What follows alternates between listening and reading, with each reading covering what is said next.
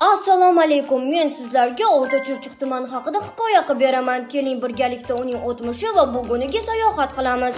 O'rta Chirchiq tumani ikki daryo oralig'ida joylashgan. Chirchiq va Ohangaron daryolari orasida. Tumanning janubida esa mashhur Tuyabog'iz suv ombori, ya'ni Toshkent dengizi joylashgan. O'rta Chirchiq tumani 1926-yil 29-sentyabrda tashkil etilgan. Keyinchalik bu yerda yirik xo'jaliklar barpo bo'lib, dehqonchilik yanada rivojlandi. Bugungi kunda tumanda biznes, ayniqsa mebel savdosi rivojlangan. Qorasuv shaharchasi bu sohaning markaziga aylangan.